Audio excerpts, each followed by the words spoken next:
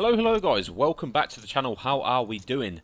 Today's video is mainly going to be about the new patch notes that Sledgehammer released, which changes a few things within ranked play, and if I'm honest, it does shift the meta entirely. The game is going to be completely different, and I'm going to go into my thoughts and details as to what they are and why I think it's not for the best.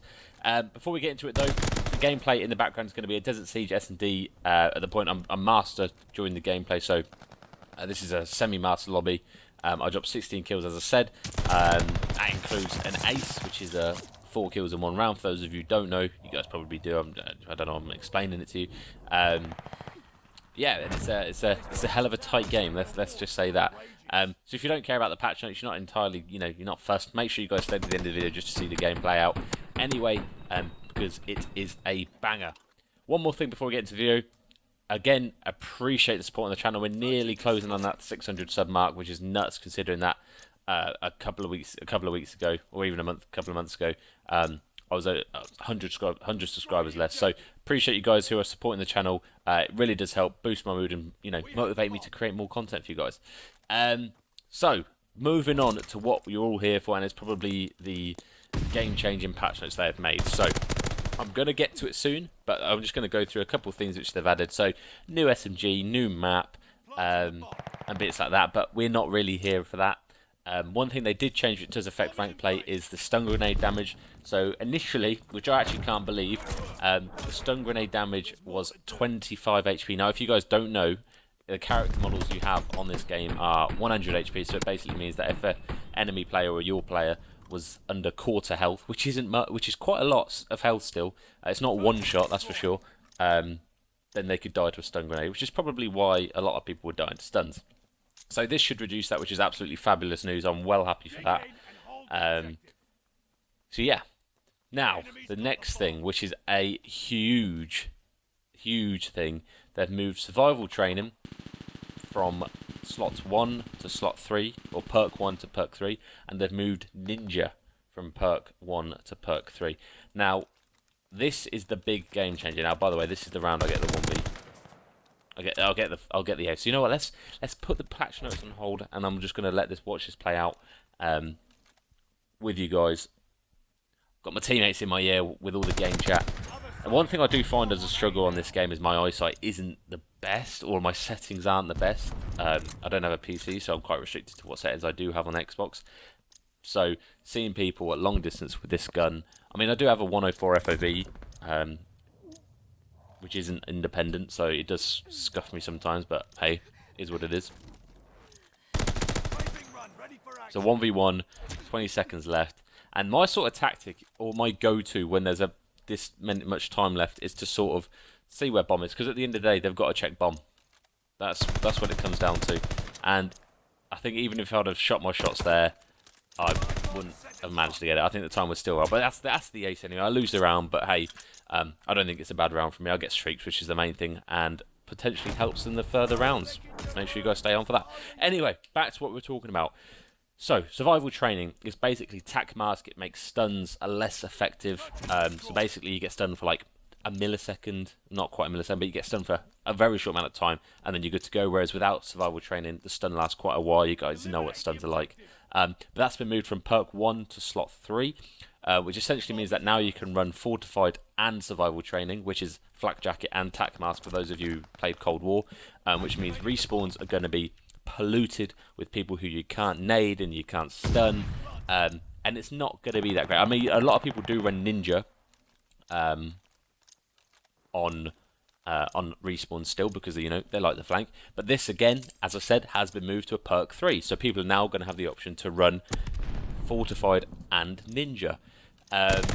So with regards to respawn and how this affects respawn, you're going to be either seeing people running fortified and ninja, which is fine, or fortified and tac mask.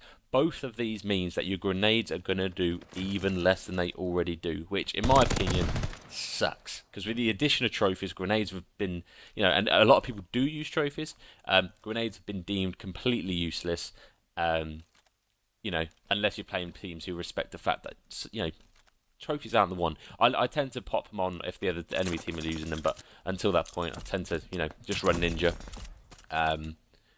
But yeah, that sucks. So I think respawn's going to be a lot less grenade heavy, because most people are going to be running fortified at least.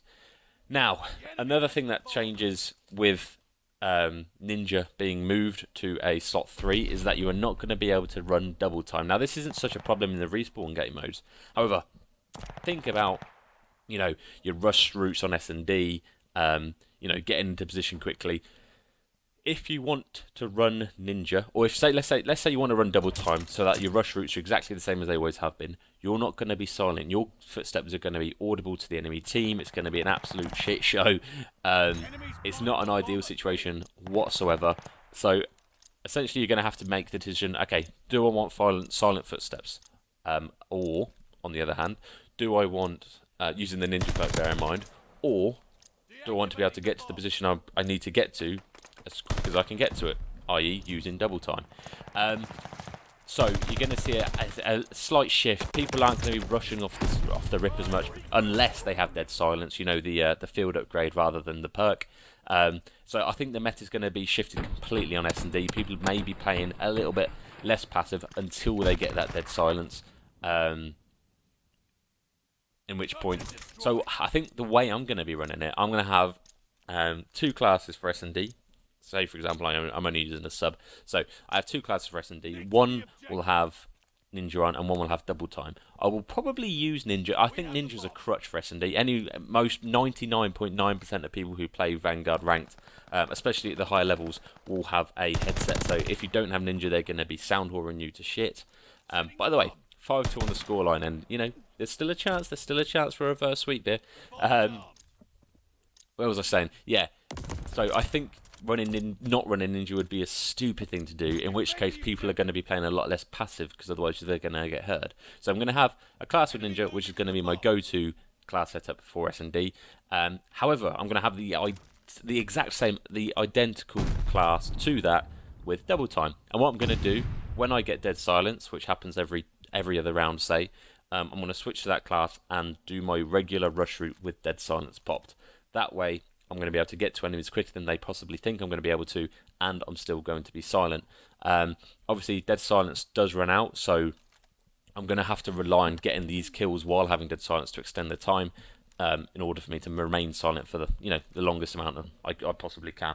So that's going to change the shift of the meta slightly. So I think respawns are going to play out slightly differently because nobody's going to be dying from nades, and I think S&D is going to be different because people aren't going to be rushing as much with double time. Or you're going to be sound whoring everyone because they're not able to use Ninja because they're using double time.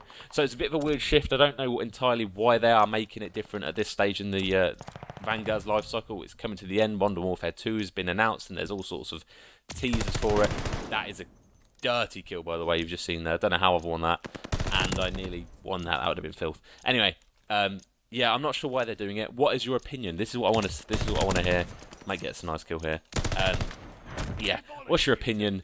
What do you think? I don't think it's necessary. I think things are fine as they were. People were used to it. The only thing I'm bugged about is that Perk 2's useless. Stick something in Perk 2.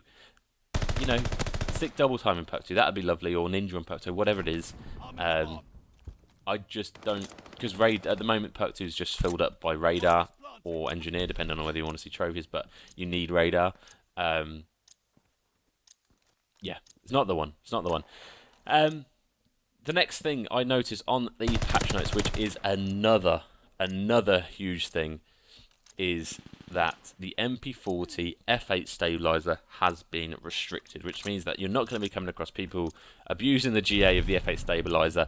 I must admit, I did have a class. This is a bit dicey, by the way. This little round here, 1v3. Enemies call a strafing run.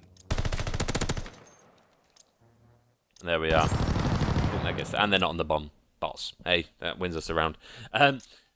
Anyway, yeah. So F8 stabilizer is going to be taken out of the league play or the rank play setting, which means that people are going to be either using the number 3 rifle break or the compensator, which I'm happy about. The F8 was a joke, and I only bought it out when other people bought it out, and it was different. It hit different. Let's not lie. Let's not lie. But yeah, what do you guys think of the changes to the perks? What do you think of the restricted F8 for the MP40? Let me know down in the comments. yeah, and that's all. I think that's all from me on the topic. I think there's nothing really new on the patch notes other than some zombies bits and other random multiplayer bits that you guys probably aren't too interested in. Hey, is what it is.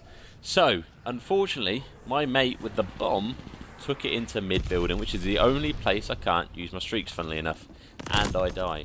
So, it's a 2v2 with bomb down top mid. I did communicate to the guys that, you know, I had streaks. Sit back, relax, wait till I call out, and then we can go from there. But it weren't to be. So let's just watch my buddy HS see if we can clutch this 1v2 with bomb top mid. Now a 1v1, of course. We're moving with the bomb. Setting the bomb. There we are. That's the dub. We managed to clutch it. So I dropped 16 kills. We get a 5-2 reverse sweep, and I get an ace in this video. So I hope there's enough content for you guys to, you know, enjoy. But yeah, I do want to know your thoughts on the patch, whether it will impact you much, whether you use the F8 or what perk setups you're going to be running. Feel free to use the ones I suggested. But yeah, let me know your thoughts. Till the next time, guys, I'll catch you in a bit.